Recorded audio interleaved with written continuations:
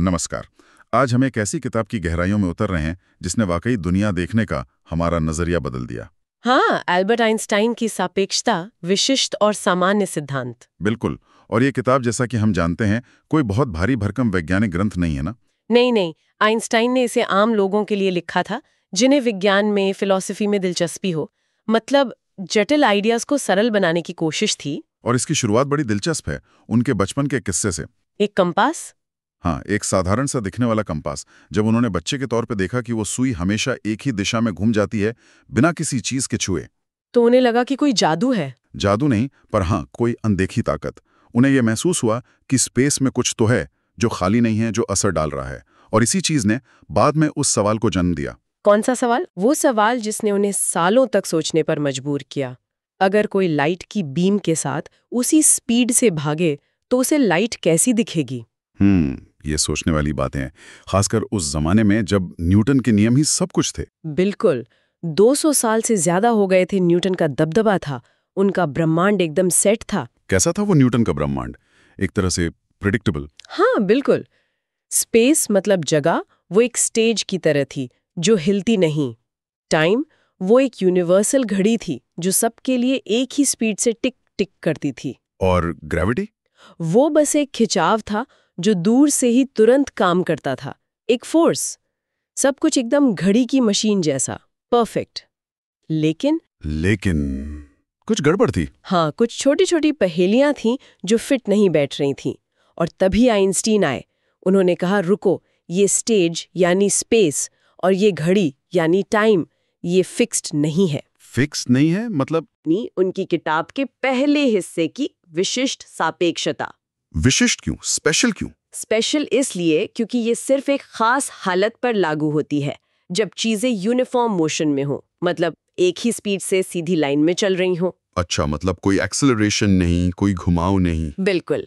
और ये पूरी थ्योरी, सोचिए, सिर्फ 2 बहुत ही सरल लगने वाले आइडियाज पर टिकी है। सिर्फ 2 आइडियाज? और उन्होंने सब बदल दिया। बताइए क्या थे वो? पहला था सापेक्षता का सिद्धांत। सुनने में भारी लगता है, पर मतलब सीधा है। क्या?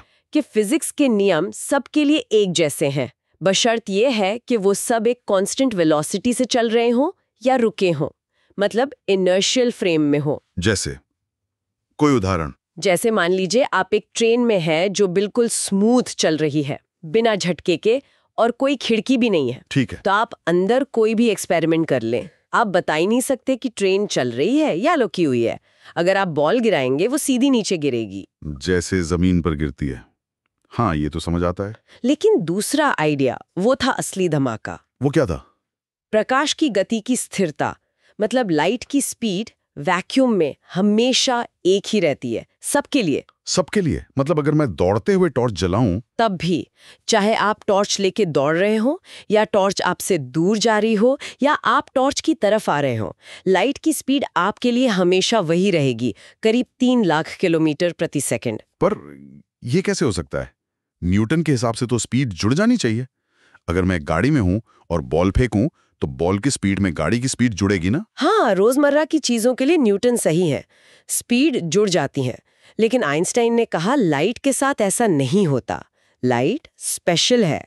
तो अगर लाइट की स्पीड नहीं बदल सकती, तो फिर क्या बदलता है? यही तो क्रांतिकारी बात थी।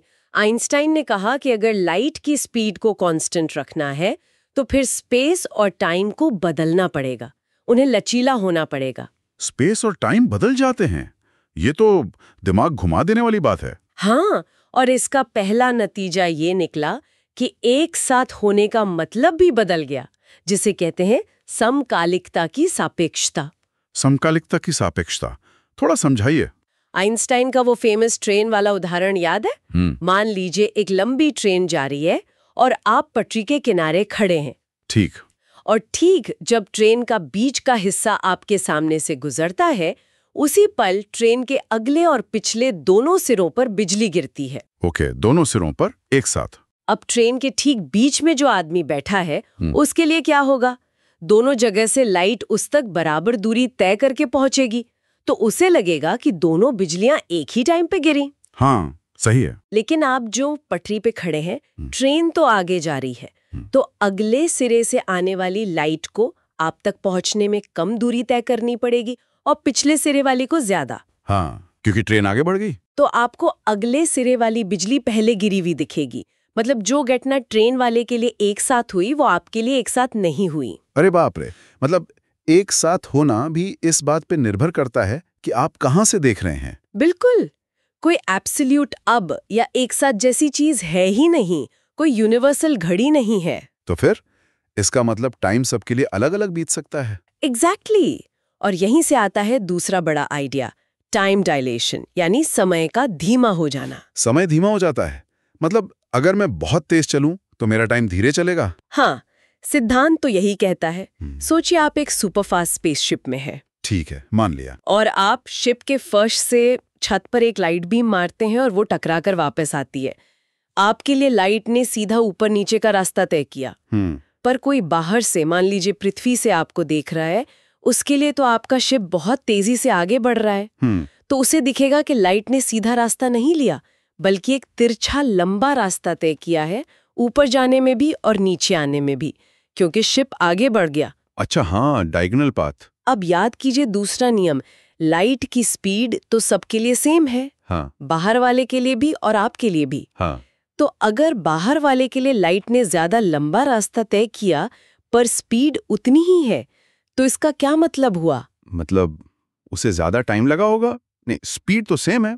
तो इसका मतलब ये हुआ कि बाहर वाले के हिसाब से आपके शिप पर टाइम ही धीरे बीत रहा है, ताकि लाइट को वो ज्यादा दूरी तय करने का वक्त मिल जाए और स्पीड फिर भी कांस्टेंट रहे। ओह, मतलब जितनी तेज चलो उतना टाइम धीमा। हाँ, और ये सिर्फ थ्योरी नहीं है, इसे एक्सपेरिमेंटली साबित किया जा चुका है। बहुत तेज चलने वाली चीजों के लिए या बहुत ज्यादा ग्रेविटी में टाइम वाकई धीमा हो जाता है। ये तो सच में कमाल है। और इसी सबसे वो फेमस इक्वेशन निकली, E=mc²। हाँ, आइंस्टाइन ने कहा था कि ये विशिष्ट सापेक्षता का सबसे जरूरी नतीजा है। E=mc²। एनर्जी = मास गुणा लाइट की स्पीड का स्क्वायर। सबने सुना है, पर मतलब क्या है इसका असल में? इसका मतलब बहुत गहरा है। पहले हम सोचते थे कि मास यानी किसी चीज में कितना पदार्थ है और एनर्जी यानी काम करने की क्षमता, ये दो बिल्कुल अलग चीजें हैं। हाँ, अलग ही लगती हैं। लेकिन इस इक्वेशन ने बताया कि नहीं, ये अलग नहीं है, ये एक ही चीज के दो रूप हैं। मास को एनर्जी में बदला जा सकता है और एनर्जी को मास में। एक ही चीज के दो रूप। हाँ, और बीच में जो c² है, लाइट की स्पीड का स्क्वायर, वो एक बहुत बहुत बड़ा नंबर है। करीब 3 लाख किलोमीटर प्रति सेकंड, उसका भी स्क्वायर। बिल्कुल। ये इतना बड़ा नंबर ये बताता है कि थोड़े से मास में भी जबरदस्त भयानक मात्रा में एनर्जी छिपी हुई है। जैसे वो कहते हैं कि एक पेपर क्लिप का मास अगर पूरा एनर्जी में बदल दें तो हिरोशिमा वाले बम जितनी एनर्जी निकलेगी। यही वो सिद्धांत है जिससे सूरज और तारे चमकते हैं, वो अपना थोड़ा सा मास एनर्जी में बदलते रहते हैं। और यही न्यूक्लियर एनर्जी का बेसिस है। बाप रे, ये सिर्फ एक फॉर्मूला नहीं, ये तो ब्रह्मांड का एक राज खोलता है। बिल्कुल, लेकिन ये सब विशिष्ट सापेक्षता थी, ये सिर्फ कांस्टेंट वेलोसिटी के लिए थी। हाँ, आपने कहा था इसमें एक्सेलरेशन और ग्रेविटी का क्या? वो तो असली दुनिया का हिस्सा है। सही सवाल। आइंस्टाइन को भी ये पता था और इस पहेली को सुलझाने में उन्हें लगभग 10 साल और लगे। यहीं से एंट्री होती है सामान्य सापेक्षता की। सामान्य सापेक्षता, तो इसमें ग्रेविटी का राज छुपा था। हाँ, और इसकी चाबी मिली एक और शानदार विचार से, तुल्यता सिद्धांत, इक्विवेलेंस प्रिंसिपल। तुल्यता? किस चीज की तुल्यता? ग्रेविटी और एक्सेलरेशन की। आइंस्टाइन ने फिर एक सोचा समझा प्रयोग किया, लिफ्ट वाला। लिफ्ट वाला? हाँ, सोचिए आप एक बंद लिफ्ट में हैं, कोई खिड़की नहीं। आपको अपने पैरों पर नीचे की तरफ एक वजन महसूस हो रहा है। आप क्या सोचेंगे? मैं सोचूंगा कि लिफ्ट या तो रुकी हुई है या कांस्टेंट स्पीड से चल रही है, और ये पृथ्वी की ग्रेविटी है जो मुझे नीचे खींच रही है। ठीक। अब दूसरी सिचुएशन, मान लीजिए यही लिफ्ट गहरे स्पेस में है, किसी तारे या ग्रह से बहुत दूर, मतलब कोई ग्रेविटी नहीं है। ओके। लेकिन ये लिफ्ट ऊपर की तरफ एक्सेलरेट कर रही है, इसकी स्पीड बढ़ रही है, ठीक उसी रेट से जिस रेट से पृथ्वी की ग्रेविटी चीजों को खींचती है, 9.8 ms²। अब आपको कैसा महसूस होगा? मेरे पैर लिफ्ट के फर्श पर दबेंगे, शायद वैसा ही वजन महसूस होगा जैसे पृथ्वी पर होता है। बिल्कुल। आइंस्टाइन की जीनियस यही थी कि उन्होंने पहचाना कि आप लिफ्ट के अंदर कोई भी एक्सपेरिमेंट करके ये फर्क बता ही नहीं सकते कि आप ग्रेविटी की वजह से वजन महसूस कर रहे हैं या एक्सेलरेशन की वजह से। महसूस होने में एक जैसे हैं? महसूस होने में ही नहीं, आइंस्टाइन ने कहा कि वो असल में एक ही चीज के दो पहलू हैं, वो इक्विवेलेंट है। अगर वो इक्विवेलेंट हैं, तो फिर न्यूटन वाली ग्रेविटी, वो खिंचाव वाला फोर्स, उसका क्या? आइंस्टाइन ने कहा वो फोर्स है ही नहीं। फोर्स नहीं है? हाँ। तो फिर सेब नीचे क्यों गिरता है? ग्रह सूरज के चक्कर क्यों लगाते हैं? क्योंकि आइंस्टाइन के मुताबिक मास और एनर्जी स्पेस और टाइम के ताने बाने को, जिसे उन्होंने स्पेस टाइम कहा, उसे मोड़ देते हैं, उसमें कर्व ला देते हैं। स्पेस टाइम को मोड़ देते हैं? ये कैसे? मतलब विजुलाइज कैसे करें? वो एक रबर शीट वाला उदाहरण बहुत चलता है। सोचिए एक बड़ी सी रबर की शीट तान कर बिछाई है, वो हमारा स्पेस टाइम है। ठीक है। अब आप बीच में एक भारी बोलिंग बॉल रखते हैं, मान लीजिए वो सूरज है, क्या होगा? शीट बीच में धंस जाएगी, मुड़ जाएगी, गड्ढा बन जाएगा। बिल्कुल बिल्कुल। अब आप एक छोटा सा कंचा मान लीजिए पृथ्वी, उस शीट पर लुढ़काते हैं बोलिंग बॉल के पास, क्या वो सीधा जाएगा? नहीं, वो उस गड्ढे के किनारे किनारे घूमने लगेगा, चक्कर लगाएगा। क्यों? क्या बोलिंग बॉल उसे खींच रही है? नहीं, खींच तो नहीं रही, वो तो बस शीट मुड़ी हुई है, तो कंचा उस मुड़े हुए रास्ते पर ही चल रहा है। एग्जैक्टली। आइंस्टाइन ने कहा यही ग्रेविटी है। सूरज या पृथ्वी जैसा भारी ऑब्जेक्ट अपने आसपास के स्पेस टाइम को वैसे ही मोड़ देता है जैसे बोलिंग बॉल रबर शीट को, और ग्रह या सेब उस मुड़े हुए स्पेस टाइम में जो सबसे सीधा रास्ता होता है उसी पर चलते हैं। हमें लगता है कि वो खिंच रहे हैं, पर वो बस स्पेस टाइम की ज्योमेट्री को फॉलो कर रहे हैं। वाह, मतलब ग्रेविटी कोई फोर्स नहीं बल्कि स्पेस टाइम का मुड़ना है। हाँ, पदार्थ और ऊर्जा स्पेस टाइम को बताते हैं कि कैसे मुड़ना है, और मुड़ा हुआ स्पेस टाइम पदार्थ और ऊर्जा को बताता है कि कैसे चलना है। ये है सामान्य सापेक्षता का सार। तो न्यूटन का लॉ गलत था? सापेक्षता का एक स्पेशल केस है जो तब काम करता है जब ग्रेविटी बहुत ज्यादा स्ट्रांग ना हो, जैसे पृथ्वी या सौरमंडल में। इस आइडिया ने तो पूरे कॉस्मोस को देखने का नजरिया बदल दिया होगा। बिल्कुल। आइंस्टाइन ने फिर इस नई समझ को पूरे यूनिवर्स पर लागू करने की कोशिश की अपनी किताब के आखिरी हिस्से में। पूरे यूनिवर्स पर? हाँ, न्यूटन के मॉडल में कुछ दिक्कतें थीं। अगर यूनिवर्स को अनंत और हमेशा से मौजूद माना जाए, आइंस्टाइन ने सोचा क्या हो अगर यूनिवर्स फाइनाइट हो, मतलब सीमित हो। सीमित? पर अगर सीमित है तो उसका किनारा कहाँ है? यहीं आइंस्टाइन ने वो पृथ्वी की सतह वाला एनालॉजी दी। आप ग्लोब पर किसी भी दिशा में चलते जाइए, आप कभी किसी किनारे पर नहीं पहुंचेंगे, है ना? हाँ, घूमकर वहीं आ जाएंगे। पृथ्वी की सतह सीमित है, उसका एरिया फाइनाइट है, पर उसका कोई एज या बाउंड्री नहीं है। आइंस्टाइन ने कहा हो सकता है हमारा 3D यूनिवर्स भी ऐसे ही 4D स्पेस टाइम में मुड़ा हुआ हो, फाइनाइट लेकिन बिना किसी किनारे के। दिमाग चकरा रहा है ये सब सोचकर। पर ये सब तो थ्योरी थी, क्या इसका कोई सबूत मिला? इसे टेस्ट किया गया? हाँ, और यही बात आइंस्टाइन के काम को महान बनाती है। उनकी थ्योरीज ने ऐसी भविष्यवाणियां की जिन्हें परखा जा सकता था। पहला बड़ा सबूत मिला बुध ग्रह मरकरी की कक्षा से। मरकरी, उसमें क्या खास था? खगोल शास्त्री सदियों से जानते थे कि मरकरी का ऑर्बिट थोड़ा सा डगमगाता है, मतलब वो एकदम परफेक्ट अंडाकार में नहीं घूमता, बल्कि उसका पूरा ऑर्बिट धीरे धीरे स्पेस में घूमता है।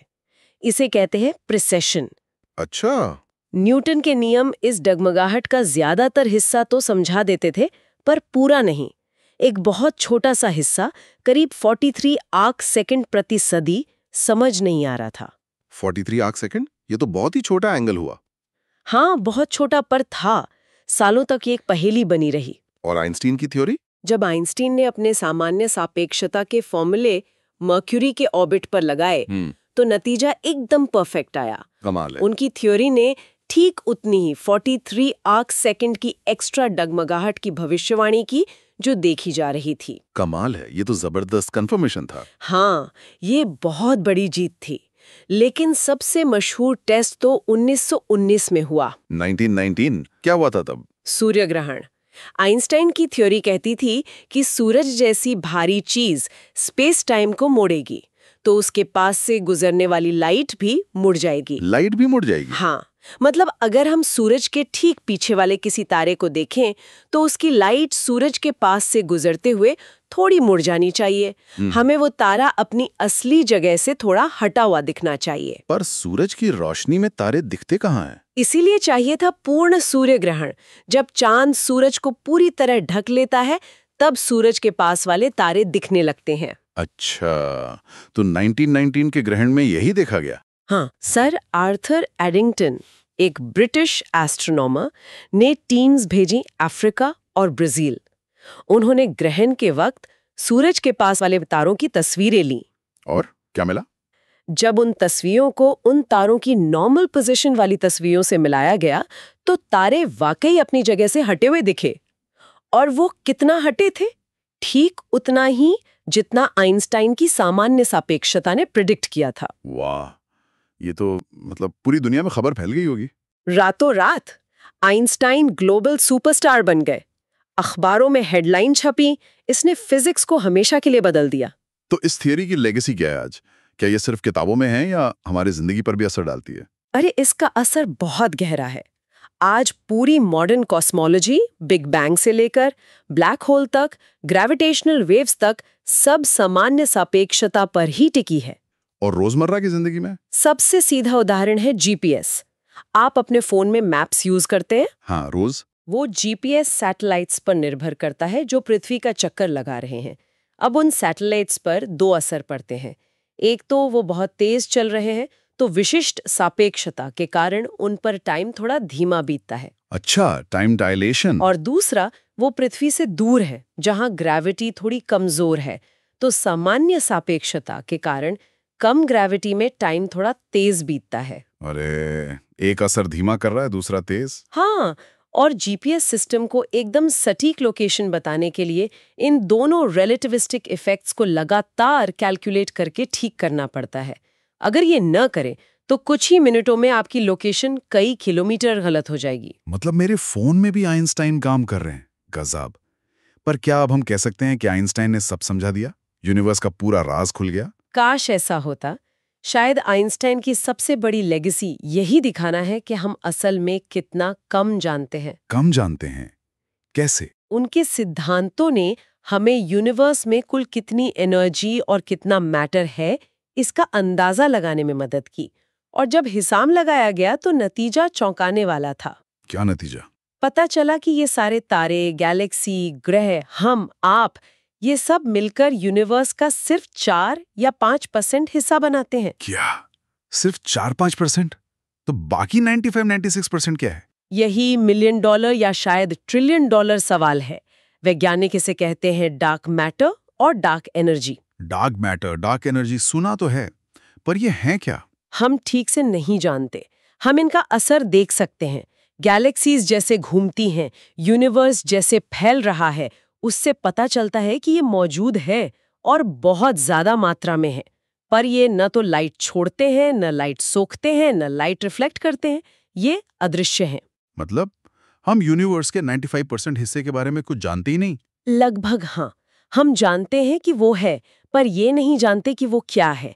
ये आज की फिजिक्स की सबसे बड़ी पहेलियों में से एक है। तो आइंस्टीन का काम, जिसने इतना कुछ समझाया, वो असल में एक और बड़े रहस्य का दरवाजा खोल गया। बिल्कुल। ये दिखाता है कि साइंस एक सफर है, मंजिल नहीं।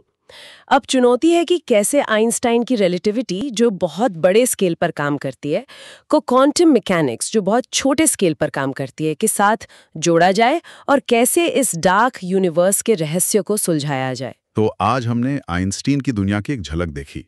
कैसे स्पेस और टाइम फिक्स्ड नहीं, लचीले हैं। कैसे E=mc² ने मास और एनर्जी को एक किया, और कैसे ग्रेविटी असल में स्पेस टाइम की ज्योमेट्री है। हाँ, और कैसे इन आइडियाज को मर्क्यूरी के ऑर्बिट और लाइट के मुड़ने से साबित किया गया और आज ये जीपीएस में भी काम आ रहे हैं। लेकिन ये सफर हमें एक अहम मोड़ पर लाकर छोड़ता है। ये जानना कि हम ब्रह्मांड के सिर्फ 5% हिस्से को ही समझते हैं, ये कैसा एहसास है? ये हम्बलिंग है ना? ये हमें याद दिलाता है कि जानने को अभी बहुत कुछ बाकी है। और शायद हमें एक और आइंस्टाइन की जरूरत है, एक और ऐसे ही क्रांतिकारी विचार की जो इस 96% के रहस्य से पर्दा उठा सके। सोचने वाली बात है। भविष्य की खोज किस दिशा में जाएगी, ये देखना दिलचस्प होगा।